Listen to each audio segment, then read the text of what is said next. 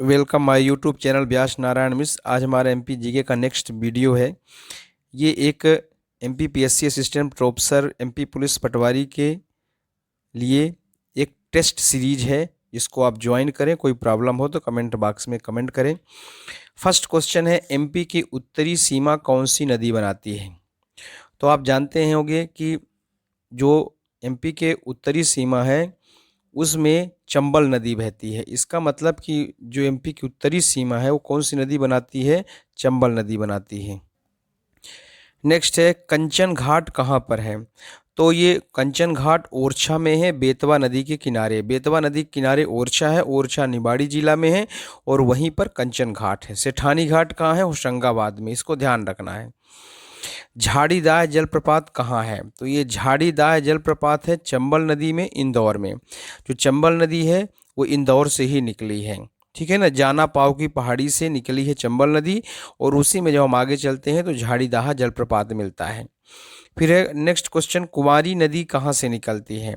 तो कुमारी नदी जो है ये शिवपुरी का जो पठार है, शिवपुरी के पठार से कुमारी नदी निकलती है।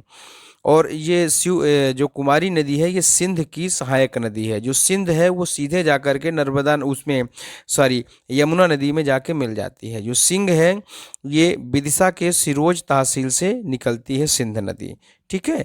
तो शिवपुरी में जो शिवपुरी पठार में जो कुमारी नदी है वो सिंध में जाके मिल जाती है। फिर है, गोल मठ किसे कहते हैं? तो 64 योगिनी मंदिर को गोल मठ कहते हैं। ये 64 योगिनी मंदिर जो है 3 जगह है, खजुराहो में है, मुरैना में है, और जबलपुर में भी है। ये जो 64 योगिनी मंदिर है मुरैना का, ये गोल मठ है। इसी के प्रेरणा स्रोत से भारत का जो है संसद भवन निर्मित किया गया था। ग्वालियर में सिंधिया वंश की स्थापना किसने की? तो राणोजी सिंधिया थे, उन्होंने ग्वालियर में सिंधिया वंश की स्थापना की। पहले सिंधिया वंश की राजधानी हुआ करती थी उज्जैन। बाद में 1810 में दौलत राय ने उज्जैन की जगह सिंधिया वंश की राजधानी ग्वालियर बनाया था। एमपी में गुप्तकालीन शिव मंदिर कहाँ मिलते हैं? तो ये मिलते हैं भूमरा, सतना में। सतना जिला में एक भूमरा जगह है, वहीं पे गुप्तकालीन के शिव मंदिर हैं। फिर एक गोंड वंश की राजधानी कहाँ थी? तो ये है मंडला में, गोंड वंश में। ये जो रानी दुर्गावती है ये एक गोंड वंश की शासिका थी और चंदेल वंश की राजकुमारी थी। रानी दुर्गावती ने अपनी राजधानी बनाई थी चौरागढ़, जो कि नरसिंहपुर जिले में है, ठीक है। एमपी की पूर्व से पश्चिम तक की कुल लंबाई कितनी है? तो इसकी कुल लंबाई है 870 किलोमीटर, पूर्व से पश्चिम की। उत्तर से दक्षिण इसकी लंबाई कितनी है? तो है इसकी 605 किलोमीटर। फिर नेक्स्ट क्वेश्चन है, फ्लोराइड युक्त जल की समस्या किस जिले में है? मतलब ऐसा कौन सा जिला है जिसके जल में फ्लोराइड बहुत ज़्यादा पाया जाता है? तो ये है आपका अलीराजपुर में। अलीराजपुर में फ्लोराइड की युक्त जल पाया जाता है, और अलीराजपुर में ही जो है तो एसटी सबसे अधिक परसेंटेज में पाए जाते हैं अलीराजपुर में। और जो सबसे कम साक्षरता दर है, वो न्यूनतम साक्षरता दर भी जो है वो अलीराजपुर में ही है। और जो एसटी सबसे ज़्यादा जनसंख्या प्रतिशत में, सबसे ज़्यादा जनसंख्या तो धार में है, लेकिन प्रतिशत में देखा जाए तो अलीराजपुर में है। इसको भी याद रखना है। एक क्वेश्चन के साथ हम वो कई सारे सपोर्टिंग क्वेश्चन का आंसर भी आपको डिस्कस कर रहे हैं।